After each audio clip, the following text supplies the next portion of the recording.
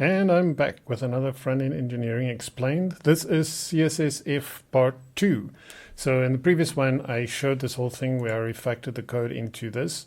By the way, so here where I used like prefers color scheme dark and all this kind of stuff, you could also use the light dark function, of course, but that leaving that there, I showed some of this at work today to a colleague of mine at Factorial, and she actually mentioned that this could be really cool for like gaps in between. So for example, oftentimes your gap is a bit bigger on larger viewports than smaller viewports. And I was like, oh, dang Skippy, that would be pretty damn nice. And then throughout the day, I was like, wait a minute, but this returns some kind of value, right? So you could store that in a custom property and then use the custom property and not even think about the fact that it changes between viewports. So I experimented with it and it works. So here I just have some blocks, and right now I have a gap here of size 16, which is 1 rem. And then here I have, this shouldn't be 16, this should be 8. 8. So 8, and then here it's 16, right? So if I run this, and then there's another thing that's different, like on large viewports, it's row, and on smaller viewports, the flex flow is column, right? So if I go boop, it's narrower, and also it goes to column. Okay, so let's try this out. So let's create a custom property called list gap, and then we're going to do the whole thing. So we're going to do if, and then media, and then cool, and then here we're going to go and do our media thing, and then we'll give that a value. And so we'll do mobile first, so we'll do var size 8, and then else for larger viewports we're going to do var size 16, right? 8 and 16, yes. And now we just need our media query in here, which is width less than 48 rem. Okay, so now we're saying if our width is less than 48 rem, then use size 8, otherwise size 16. So that means we can exchange this for list gap, right? And then we can remove this. And let's run it. Okay, so our gap is still as wide as it was before. And let's go down, boop, our gap is narrower, and we're in column. And then I was like, okay, cool. So could we, for example, also do this? List flow. And then say, right, if we're on mobile, we want our flex flow to be column, and else we want it to be row. So now we're going to use for list flow, and then we're going to get rid of this whole thing. So now we're using these two guys over here, and so boop, and let's squeeze down. Boom, it works. Nice. So that's pretty cool. So you could use, now you can put these, like for example, in your global like tokens or custom properties file, whatever you call it. And whenever you need a list gap, you'll use list gap. And of course, list flow might be a bit specific, so you might give it a more semantic name, like maybe it's specific types of lists where you want it to be column and then row. But you know, this is pretty damn cool.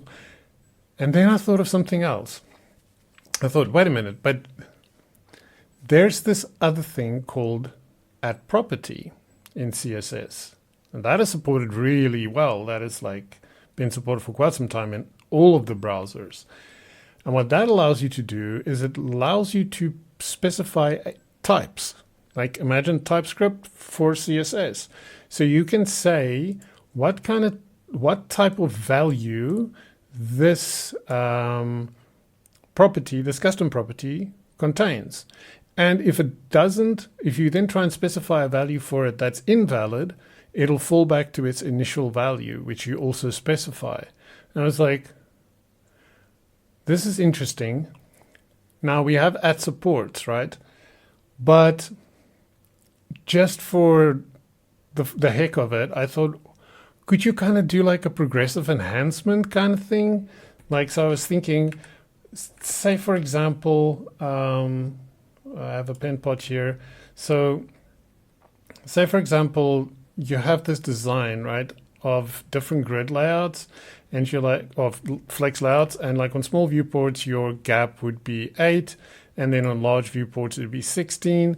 And then, like, I don't know, for some reason, people are nice and they're like, and as a fallback, you can do 12. YOLO, let's go. So I thought, okay, could we kind of combine,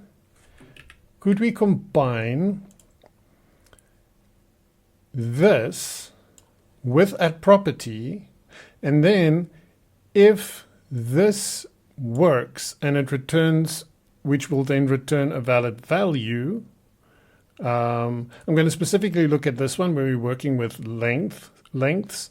If this returns a valid value, and if, well, it'll return a valid value because if is supported, then it will use that value. But if is not supported, this will not return any kind of thing. Like the CSS parser wouldn't know what to do with it. It might try to change it into a string or something, but then a string is not a length. Therefore, it is invalid.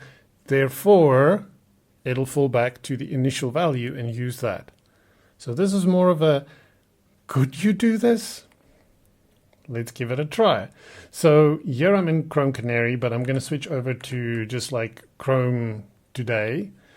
And so here is my @property, and I'm using that list gap. I'm saying the syntax, so my type is going to be length. My initial value is 12 pixels, more on that in a second, and I'm setting inherits to true. Okay, so what this basically says is that whenever I use this list gap custom property, I expect a length value, a valid length value. So if it's not that, if I specify color or anything like that, it's like it's invalid, and then it's going to fall back to the initial value, right? So here you can see this works, because over here I'm using list gap, but I am saying in here, I'm using this if conditional, right? So I'm saying if the media is small viewport, use a gap size of 8, which is 0.5 rem, else use a 16, which is 1 rem. Because this is invalid, it resolves to a string. I'm pretty sure this resolves to just the string if media blah, blah, blah, blah, blah. That's not a length. Therefore, we're going to fall back to 12 pixels, and then that is what list gap is. So that is what this is. And we can test this by, for example, just making this really, really big, right? Making it 48. And then let's run. Right? There you can see, because if the thing is not valid, it's using the fallback. Now, what if we take this and we move it into Canary? Right. So now our ifs are going to return a valid value. So, you know, it should use whatever it is. And it does. We can clearly see that because it's not falling back to like 48 pixels, which would be much, much wider, right? And if we squish this down, we can see there that clearly the gap is going down to that and that. So you can totally do that. Pretty freaking cool. I need to think about this a little more and think like really cool use cases, because I'm not sure that doing this progressive enhancement kind of thing is the use case you probably want to use it for. You might just use @supports instead. Maybe not. I don't know. Let me know what you think about this idea. Before I end, I just want to step back to to the whole pixel thing here. So this is interesting, and I've asked on Mastodon, like, if anybody has any ideas. So far, there's been speculation, but we haven't come to anything.